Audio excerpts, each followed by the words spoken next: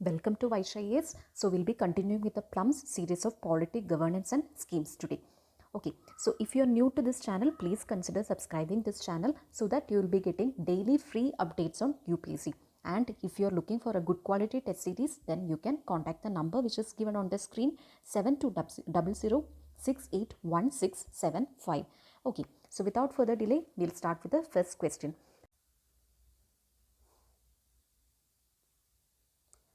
Let's move on to the first question.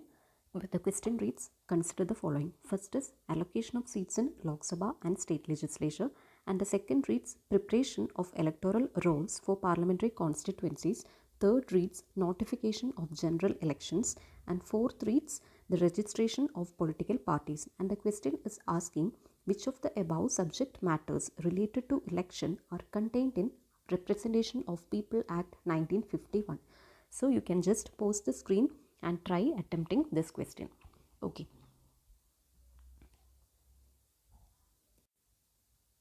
Now, RPA is very important from the UPSC exam perspective, particularly with respect to prelims. Okay, in prelims, you are having two important portions, Representation of People Act 1950, and there is one another act which is Representation of People Act 1951.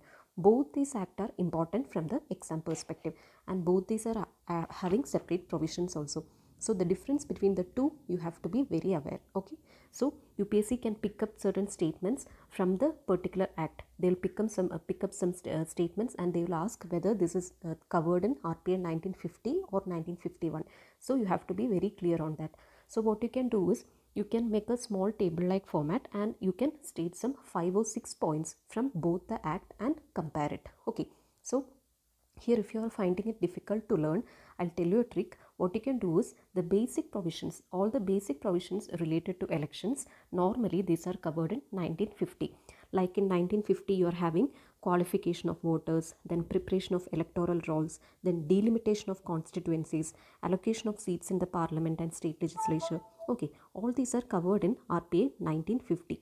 While the advanced provisions, the advanced kind of provisions, that is the actual conduct of elections and the administrative machinery which is being required for conducting the elections, then the qualification norms and disqualification norms of MPs and MLAs, all those advanced provisions, no, they are covered in RPA 1951. So even if you are getting a question and you are not aware of any of the facts related to that, and you are in a condition that you have to surely attempt that question, you can apply this trick and take a chance. Okay, so here if you look at the options, the first option allocation of seats in Lok Sabha and state legislature, and the second option preparation of electoral rolls for parliamentary constituencies, both these are actually part of RPA 1950. While the third and fourth option, notification of general election and registration of political parties, those are some advanced kind of procedure with respect to election.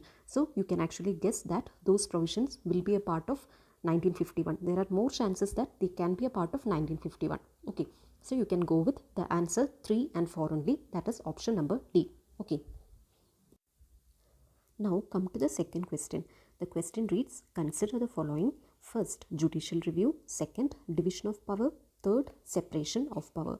And the question is asking about which of the above do not limit the sovereignty of Indian Parliament. So pay attention to this question and the keyword stated in the question.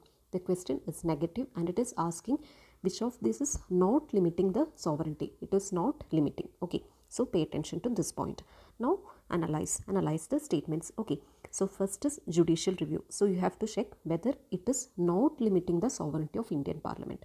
Okay, so what do you think is judicial review? What is judicial review? First of all, whenever you think of judicial review, parallelly you have to think about the constituent power of parliament also. Okay, so there is a checks and balance, there is a system of checks and balance operating between the judicial review of judiciary and the constituent power of parliament. Whenever constituent power of parliament is breaching the limits, Supreme Court or High Court, okay, they will come up with judicial review and says that you are doing something unconstitutional and you are breaching your limits.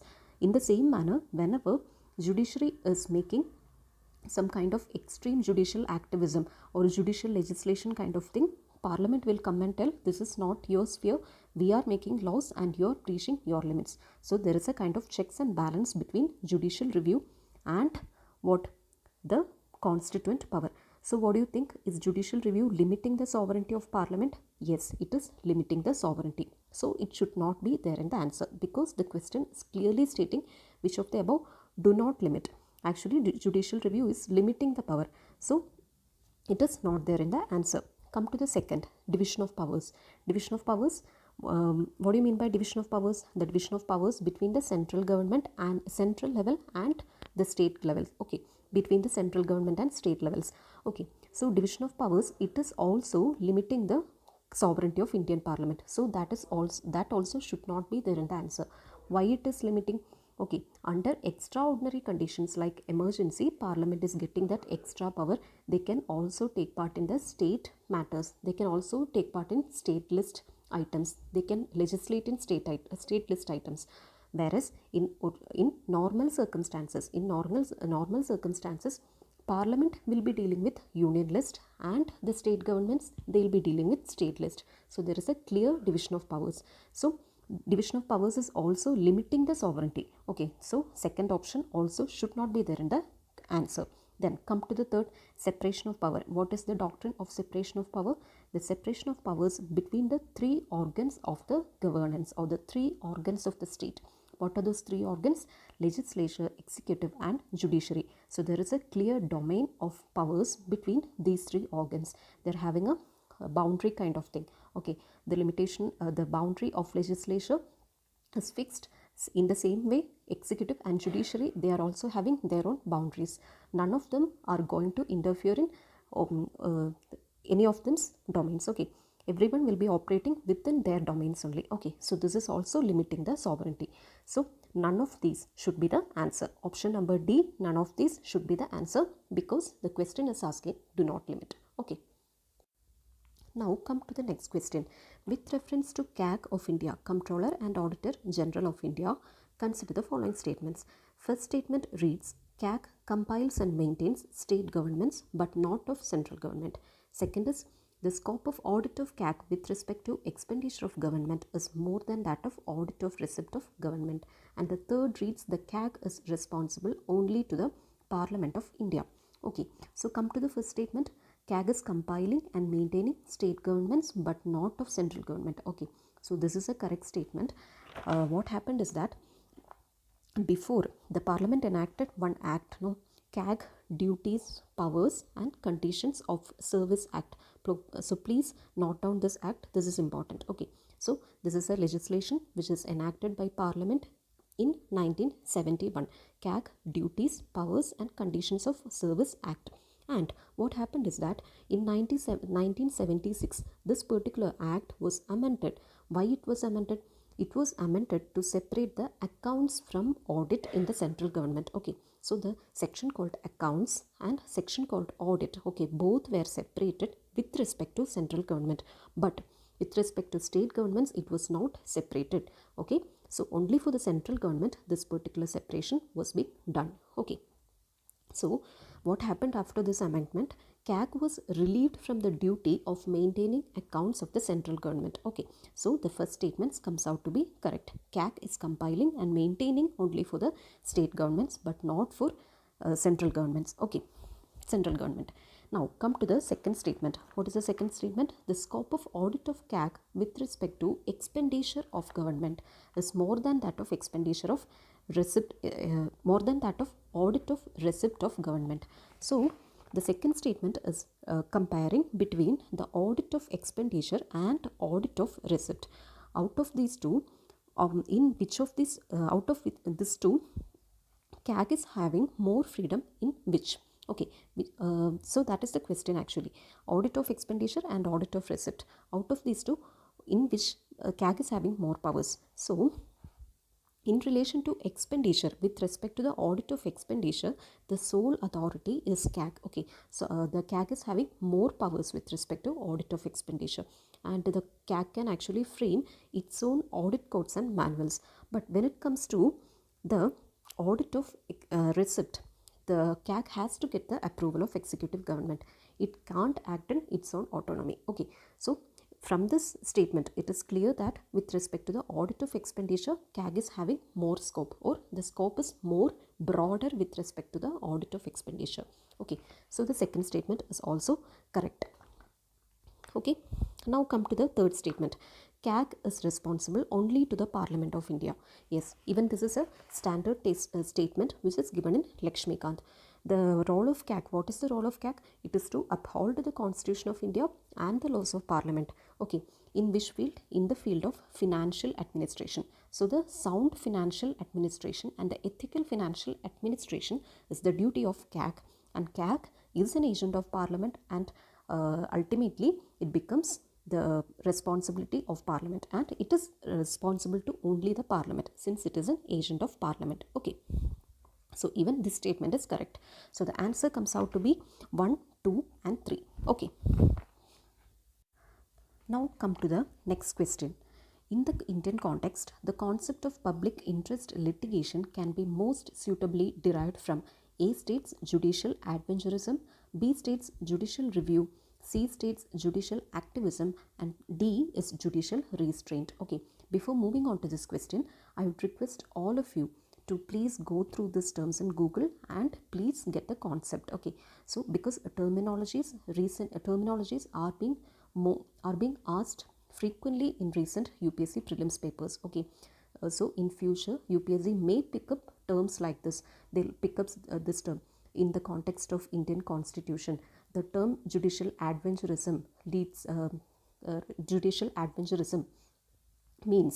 and they'll give some 4 options. Okay, so chances are there they might pick such terms. Okay, so it is better for you to go through these terms and the concept should be clear for you. Okay, so come back to the question. So public interest litigation is related to which of the following? That is the question. Okay, so if you see judicial innovations, example public interest litigation, it is one of a judicial innovation only. Okay, so all these questions can be picked and they'll ask a simple kind of questions like this. Okay, so in this case public interest litigation, it is an action of judicial activism. Okay, so it is action of judicial activism, and if you see the main personalities related to this product as a judicial innovation are VR Krishna Iyer and PN Bhagavati. Okay, so UPSC is also asking personalities. If you take the previous papers, recent papers 2019, 20, etc., you can see that some particular personalities are being asked. So don't neglect that area. Okay, since this is an important judicial innovation, the personalities related to that particular innovation becomes important. Okay, so VR Krishna Iyer and PN Bhagavati, whenever you see these names, you have to immediately think about public interest litigation.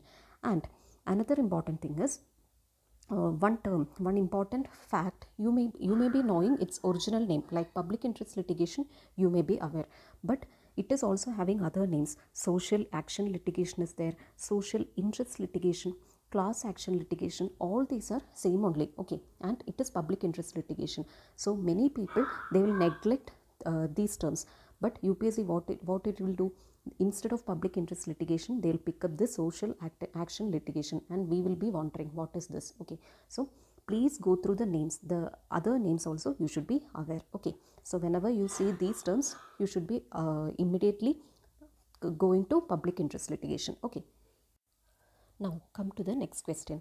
Consider the following statements with respect to Union Public Service Commission UPSC. The first statement is process of removal of the chairman or the members of UPSC is same as the members of Election Commission of India. Okay, if you look at this statement, this is incorrect. Why? The members of UPSC is not removed in the same manner as Election Commission, while the correct statement is Election Commission of India members and the Supreme Court judges, they are removed in the same manner. Okay, so this is an incorrect statement. Then the chairman as well as members of UPSC are not eligible for further employment of the government of India or the state. Okay, this is an incorrect statement. Why? The chairman is not eligible for further employment, while the members they can get promoted as the UPSC chairman, but even then they can't be employed in any of the state government or central government, but they can get promoted as UPSC chairman. Okay, after becoming UPSC chairman, he or she is not eligible for further employment. So this statement is also incorrect since it is having the word as well as members. If it would have been the chairman is not eligible, it would have been correct. Okay. Then come to the third statement. The jurisdiction of UPSC can be extended by an act made by the parliament. So if you look at this statement, this is correct. Okay. Parliament is having the exclusive jurisdiction, exclusive powers with respect to the extension of the jurisdiction of UPSC. Okay. So if you look at the answer, third statement is correct. Okay. So the answer comes out to be 3 only. Okay. Now, if you have to learn these constitutional bodies and non-constitutional bodies in a smart way, what you can do is you can make a table and you can subdivide the table into some parts. So in the first column you can write UPSC, in the second column CAG, then SPSC. Okay, like that certain constitutional and non-constitutional bodies are actually mentioned in the Lakshmikant. All those bodies you can make a column like format, and in the rows, subsequent rows, what you can make is appointment, removal, functions, like that you can make subheadings. Okay, and you can compare all the bodies and study. And if you make a table like format, it won't move more than 10 points. Every body will be having some 10 points, and you can analyze and study. Here in Election Commission of India, the process of removal of Election Commission of India and Supreme Court judges, these are the same procedure only. Okay, they are removed in the same procedure only. Okay, so in the table, in the first glance itself, by looking at the table, you will get that point. Okay, these are same. The removal process of ECI and Supreme Court is same. By looking at the table itself, you can get that point. So please make a comparative analysis like that. That will be handy for your UPSC prelims. Okay. Before ending today's episode, I would like to apologize for a mistake being done in the previous episode, MCQ number 4. So that was a typing error. The correct answer for that MCQ number 4 is option C, 1, 3 and 4. But in the statement, in the slide, it was given as 1 and 4 only. So that was a typing error. Kindly, I apologize for the same. So please correct it. Okay. Before ending today's episode, I would like to apologize.